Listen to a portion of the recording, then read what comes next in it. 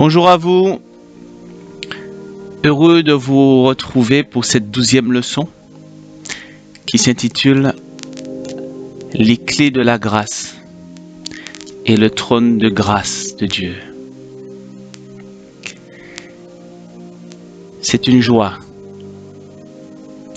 immense de pouvoir se retrouver là.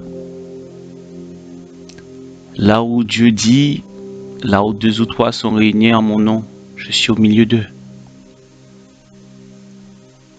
Nous sommes à ce lieu de rendez-vous, un lieu de repos. Oui, l'enseignement nous amène du repos quand on le reçoit, quand on l'accepte.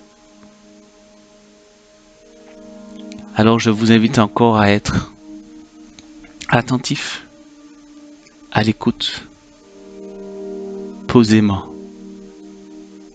au pied du trône de la grâce. Soyez bénis par cet enseignement.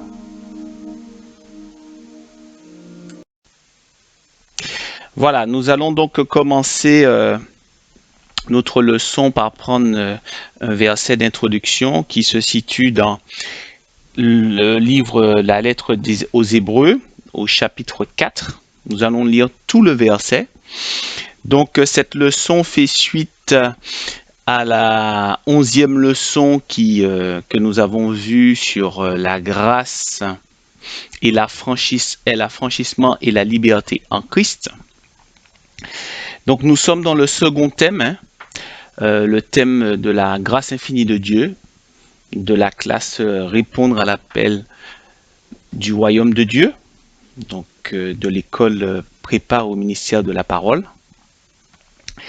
Et donc ce thème que nous allons voir, les clés de la grâce et le trône de grâce de Dieu, va nous amener encore dans une dimension encore plus profonde de la parole.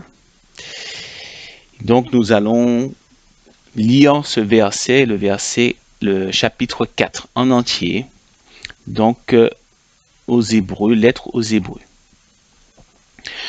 Redoutons donc, alors que la promesse d'entrer dans son repos reste valable, que l'un de vous ne semble être resté en arrière.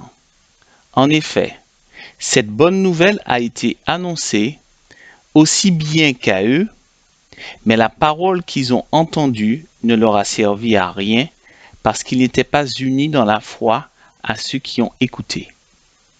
Quant à nous qui avons cru, nous entrons dans le repos dans la mesure où Dieu a dit « J'ai juré dans ma colère, ils n'entreront pas dans mon repos. » Pourtant, son travail était terminé depuis la création du monde.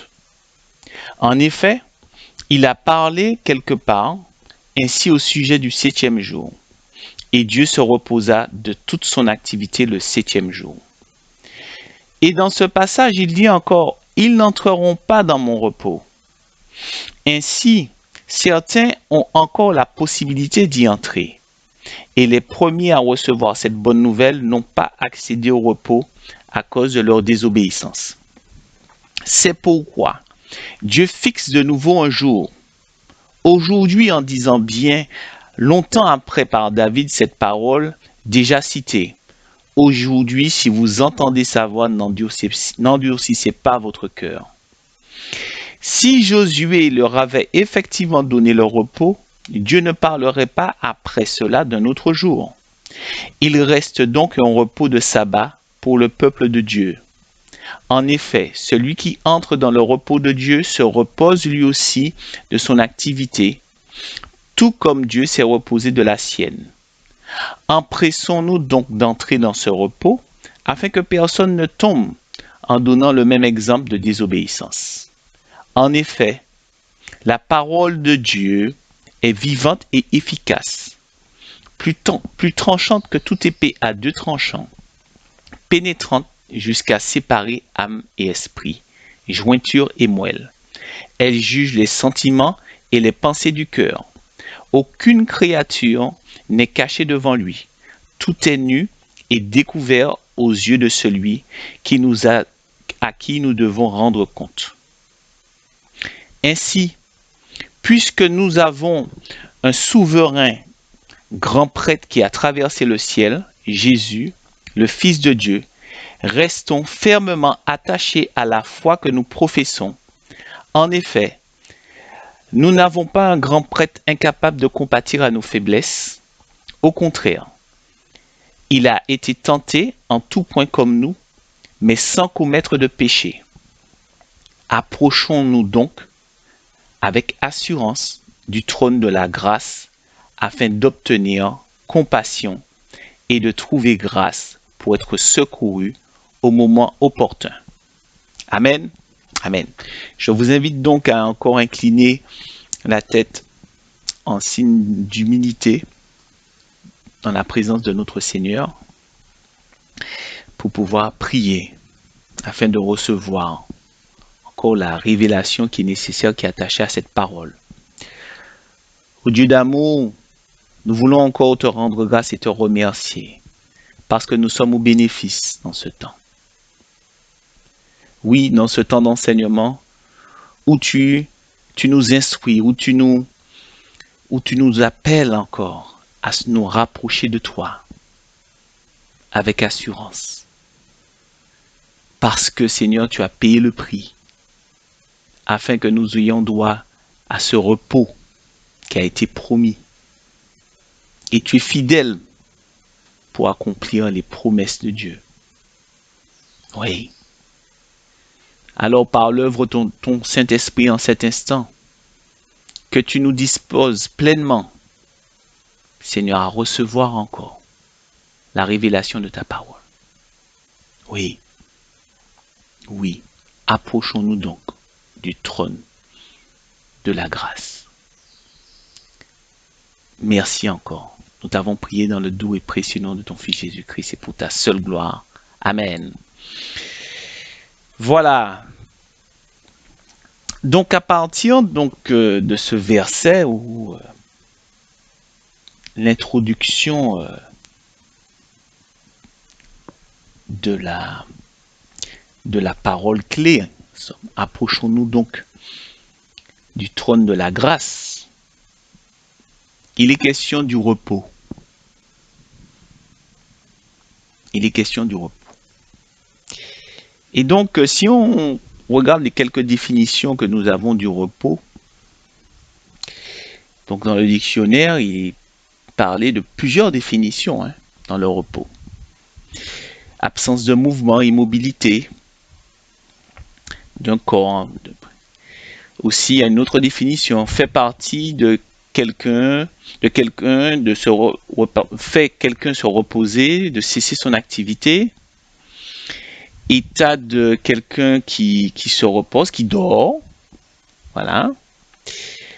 Donc c'est aussi un temps. Le repos, c'est reconnu comme un temps de repos. Et aussi, en littérature, c'est l'état de quelqu'un qui est sans inquiétude ni préoccupation, dont rien ne trouble la tranquillité.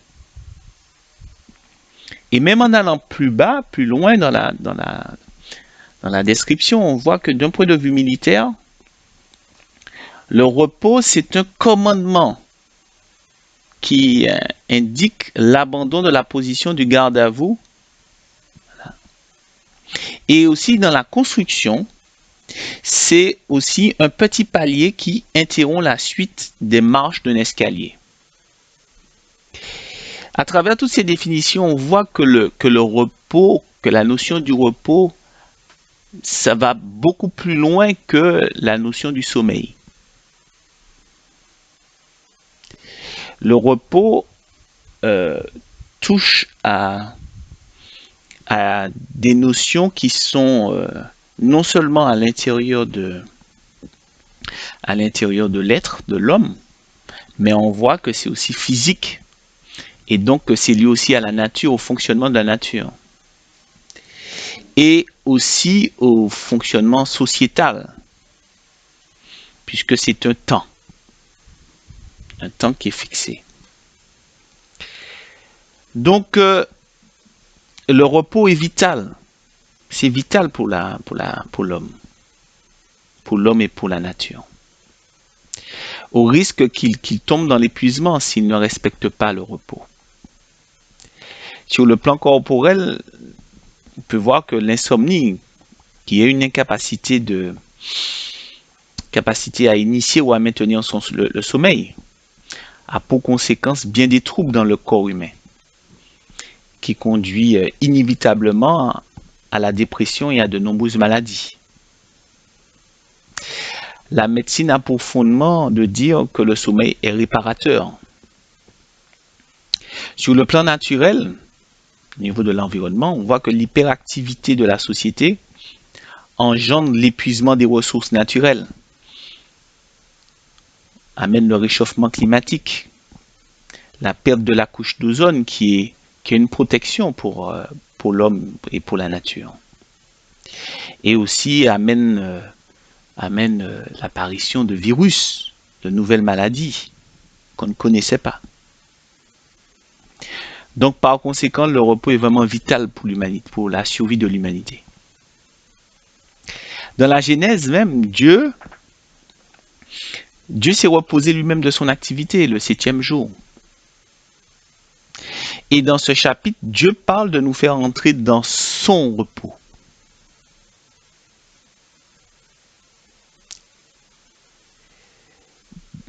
De nos jours, la société protège législativement le droit au repos. Mais est-ce pour autant que l'homme se repose véritablement? Tout le monde reconnaît la nécessité du repos. Mais la question est de savoir qui veut le repos de Dieu. En effet, l'homme se repose de son activité, car c'est son activité qui lui procure son repos. Quand on travaille, on a droit aux vacances. Par contre, si on ne travaille pas, on n'a pas droit aux vacances. Mais dans le royaume de Dieu, c'est différent. Dans le royaume de Dieu, c'est le repos qui amène l'activité. Parce que c'est dans le repos que l'on reçoit les activités de Dieu. Donc on est complètement dans un sens inverse à la société. Donc s'il n'y a pas de repos en Dieu, il n'y a pas de bonnes œuvres. Ce n'est pas les bonnes œuvres qui procurent le repos. C'est d'abord le repos de Dieu qui amène les bonnes œuvres. Maintenant, quand Dieu parle d'entrer dans le repos, dans son repos, cela implique que spirituellement, le repos est dans un lieu qui est une pièce qui est délimitée, puisqu'il dit rentrer. Voilà, quand on parle de rentrer dans quelque part, dans le repos, donc il faut rentrer dans une pièce. Et qui est délimitée, d'autant plus une pièce qui a une porte. Tout comme le peuple hébreu, qu'on lit dans le passage, où il est dit qu'ils ne sont pas entrés, ils n'entreront pas dans le repos à cause de certaines choses. Eh bien, ça montre que Dieu, il avait fait une promesse à ce peuple hébreu. Il avait fait une promesse d'entrer dans un lieu de repos. Israël, cette terre, la terre promise, là où coule le lait et le miel, c'était une terre de repos. Et Jérusalem veut dire ville de paix. C'était la promesse de Dieu. Donc ce que Dieu nous promet, c'est de rentrer dans ce lieu de repos. Et aujourd'hui, comme il est dit dans ce passage, dans Hébreux 4, nous avons accès à ce repos. Puisque Dieu a tant aimé le monde qu'il a donné son Fils en sacrifice. Pour quiconque qui croit en lui ne périsse point, mais ait la vie éternelle. Donc, l'accès à ce repos est aussi pour nous.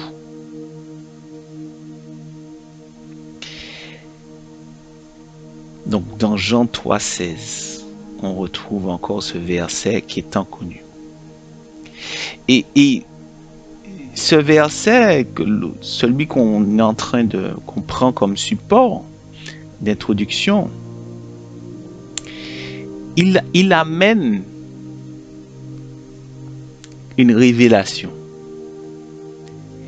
que le repos de Dieu est le trône de grâce. Oui, le repos qu'il a promis se trouve au trône, au pied du trône de la grâce. Et donc on comprend que quand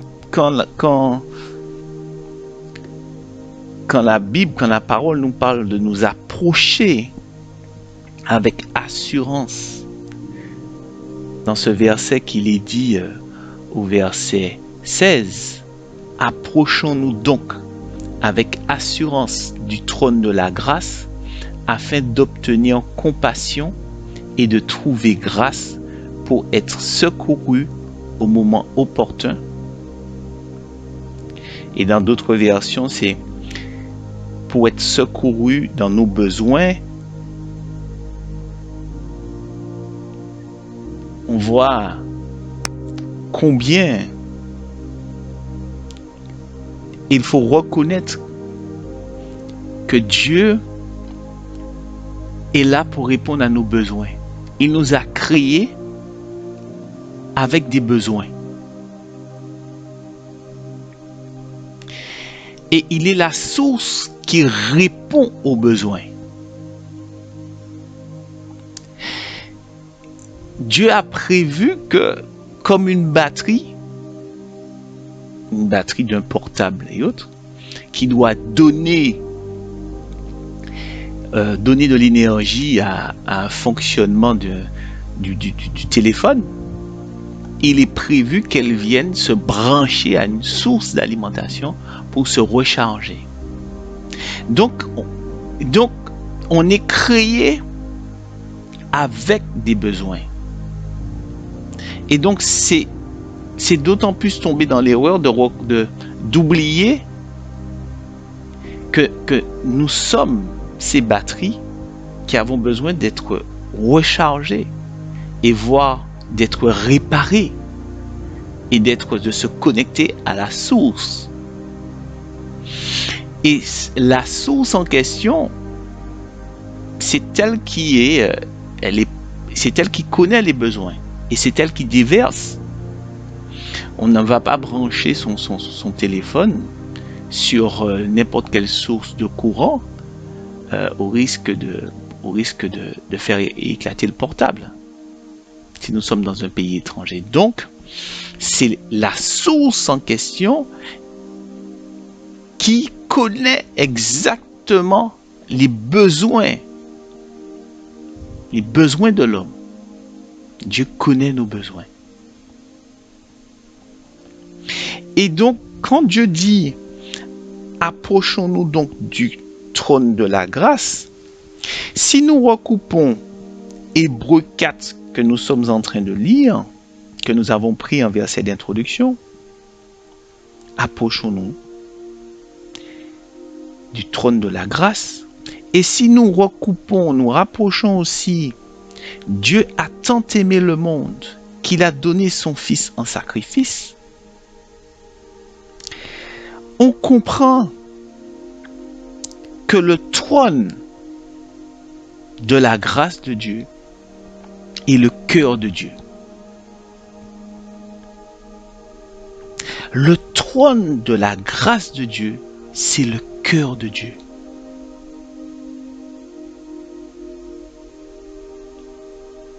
Le cœur de Dieu est saint. Et la sainteté de Dieu, c'est la personne de Jésus-Christ que nous avons vu dans les leçons précédentes. Donc, Christ est le cœur de Dieu. Christ est le cœur de Dieu. Aussi, la parole dit, la Bible dit que la parole s'est faite chair en la personne de Jésus-Christ. Et dans Matthieu 12, 34, il est dit, c'est de l'abondance du cœur que la bouche parle. Donc, comme on dit, c'est clair comme de l'eau de roche. Oui. Oui. La parole de Dieu, c'est l'amour de Dieu. Oui. La parole de Dieu, c'est son amour. C'est Jésus. Et c'est son cœur. Et qui c'est qui ne va pas protéger son cœur? La sagesse de Dieu dit, protège ton cœur plus que toute chose, puisque c'est de là que part la vie, dans Proverbe 4, verset 23. Donc Dieu protège sa sainteté, Dieu protège son cœur. Donc l'accès à son cœur est protégé et réservé à sa sainteté. Et une pièce qui est protégée, quand vous voulez protéger une pièce, vous fermez la porte. Vous fermez la porte à clé. Et cette clé-là, ces clés, parce vous pouvez mettre plusieurs serrures, d'autant plus. Donc les clés qui donnent accès à cette pièce, soit vous remettez à une tierce personne qui va remettre au destinataire au moment voulu, ou soit vous mettez les clés dans une cachette et vous révélez au destinataire, au temps voulu, le lieu, l'endroit de la cachette. Donc, pour accéder au cœur de Dieu, il y a des clés. Pour accéder au trône de la grâce, il y a les clés de la grâce.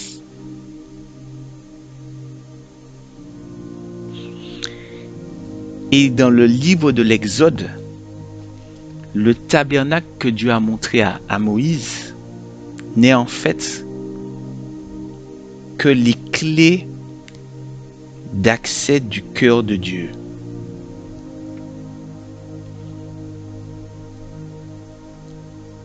On verra ça plus tard dans les enseignements, où il y a plusieurs paliers.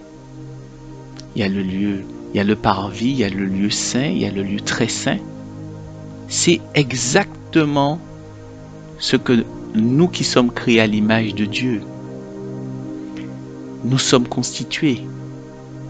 Il y a des personnes que nous côtoyons, voilà, qui font partie de notre environnement et de notre entourage et autres, et que nous avons de l'amour pour eux. Il y a d'autres personnes qui sont un peu plus proches, des amis proches. Il y a aussi des collègues de travail, des camarades de classe. Il y a des membres de la famille. Et il y a plus en profondeur dans le cœur, il y a donc les personnes que nous avons vraiment à cœur. Lorsqu'on touche à ces personnes, nos jambes commencent à flageoler, à trembler. Et donc, on est particulièrement touché aussi. Parce que quand on touche à ces personnes, on nous touche. Donc, les, les 10 éléments clés qui constituaient le tabernacle que Moïse a eu et a fidèlement reproduit comme Dieu lui a montré, sont tout simplement les clés d'accès. Oui, les clés d'accès au cœur de Dieu.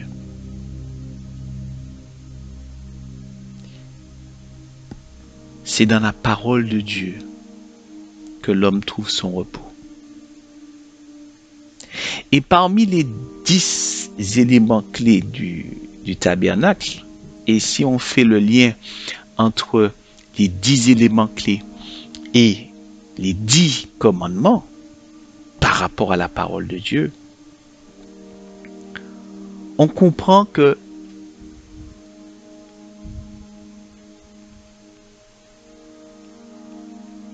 Dieu a un plan d'amour et que dans son plan d'amour, il y a un plan de rachat. Et dans son plan de rachat, il y a un plan de transformation, voire un processus de transformation, pour un seul but: nous ramener à lui, nous approcher de lui, dans son intimité, pour être plus près de son cœur. Dieu connaît nos besoins. Il nous a créés avec le besoin d'amour. Oui. Parce que autant que nous avons des besoins physiques, matériels, mais notre premier besoin, c'est le besoin d'amour. On ne peut pas vivre sans amour. Et d'autant plus, on ne peut pas vivre sans l'amour de Dieu. On ne peut pas vivre loin du cœur de Dieu. Nous sommes faits, nous sommes créés pour vivre dans le cœur de Dieu. Oui. Au trône, au pied du trône de la grâce. Là où se déverse encore la miséricorde et la bonté de Dieu. Il nous a créés avec nos faiblesses. Il nous a créés avec nos faiblesses. Parce que à travers nos faiblesses, sa grâce nous suffit. Sa miséricorde nous suffit. C'est que son amour est là pour combler à nos faiblesses. Si nous n'avons pas de faiblesse, nous n'avons pas besoin de l'amour de Dieu. Mais si nous avons des faiblesses, nous avons besoin de l'amour de Dieu.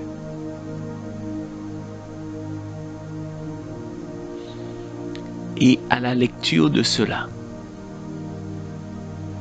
il n'en revient qu'à moi. Et il n'en revient qu'à moi. Je dirais une chose, mais Dieu a besoin d'amour. Dieu aussi a besoin d'amour. Parce qu'il est amour.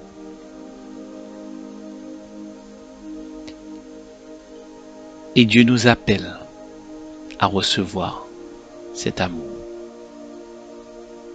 Oui. Il nous appelle. Et donc, son amour est aussi lié à sa sainteté. Et pour avoir cet accès, il y a une porte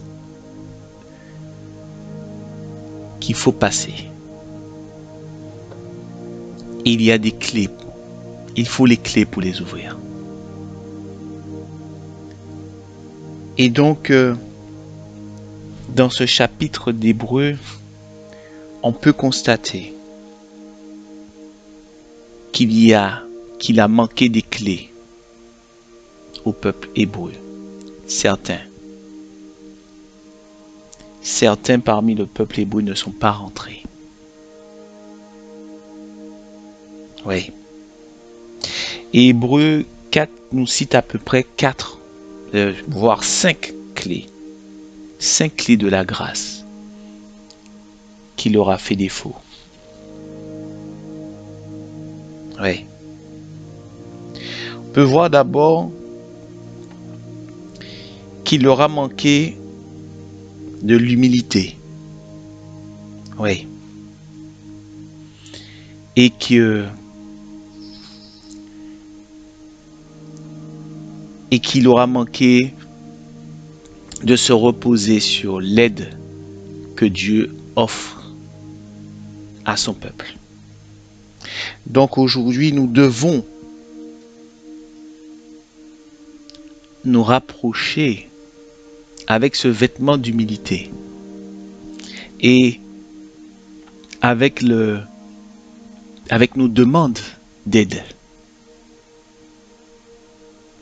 auprès de Dieu, auprès de son trône. La deuxième clé, c'est que nous devons nous repentir pour ne pas endurcir notre cœur. Oui. La troisième, nous devons nous revêtir de la soumission de Dieu. La soumission à Dieu. La soumission à la parole de Dieu. En somme, être obéissant. Oui, parce que le peuple a été désobéissant. Et c'est pour ça qu'ils ne sont pas rentrés. Et je parle de ceux qui ont péri dans le désert.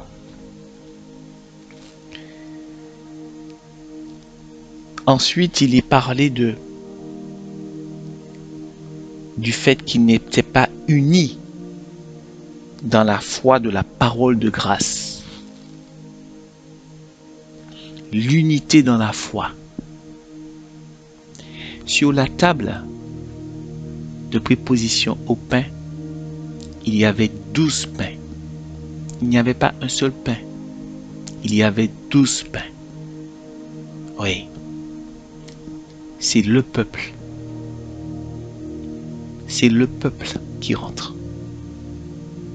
Quand le saint sacrificateur rentrait dans le lieu très saint, il rentrait avec tout le peuple. Oui, il représentait tout le peuple. Donc c'est l'unité. Et ensuite, pour finir du moins, nous devons avoir l'amour de la parole de Dieu. Oui. Cet amour doit être réciproque.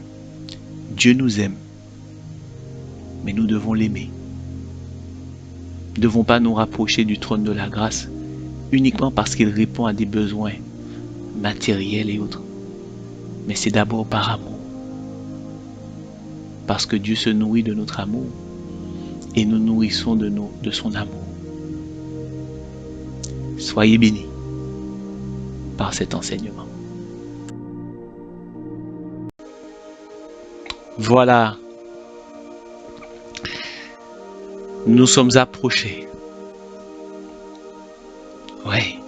Nous sommes approchés du cœur de Dieu. Du trône de la grâce. Oui. Parce que nous avons saisi les clés. Si nous sommes là, c'est parce que nous avons saisi les clés. Si nous écoutons la parole de Dieu et nous la mettons en pratique, c'est que nous avons saisi les clés. Oui. Nous sommes là par amour. J'en suis convaincu que vous écoutez par amour. Par amour de Dieu. Oui. Et vous répondez à l'appel de l'amour de Dieu. Répondre à l'appel du royaume de Dieu, c'est répondre à l'amour de Dieu. Écouter la parole de Dieu, c'est écouter l'amour de Dieu. Inclinez encore la tête avec moi pour pouvoir prier et rendre grâce à Dieu pour son amour. Père d'amour, nous voulons te dire merci pour cet amour que tu déverses encore au trône de ta grâce. Oui, le sacrifice de ton Fils est le commencement pour nous de notre vie de grâce. Tu ne cesses de le manifester encore en ce temps. Parce que c'est par amour que tu nous permets encore de nous approcher de toi et de t'entendre, de te recevoir. Car c'est ta parole qui nous parle. Oui. Si tu es en train de nous parler en cet instant, tu es en train de parler à notre cœur, tu es en train de nous convaincre de l'amour que tu nous portes. Tu ne nous charmes pas, mais tu nous convaincs. Oui, en esprit et en vérité. Il n'y a pas de plus bel amour que de donner sa vie pour ceux que l'on aime. Seigneur, tu t'es donné pour nous. Alors je veux te rendre grâce. Oui. Et je te prie pour que tous ceux qui écoutent ce message, oui, rentrent au trône de la grâce. Y accèdent par les clés, Seigneur, que tu leur révèles par ton Saint-Esprit. Et que tu leur permettes, Seigneur, de demeurer. Oui. Sois béni. Nous t'avons prié dans le doux et précieux nom de ton Fils Jésus-Christ et pour ta seule gloire, Père. Amen. Amen. Soyez bénis et je vous dis à bientôt pour la prochaine leçon.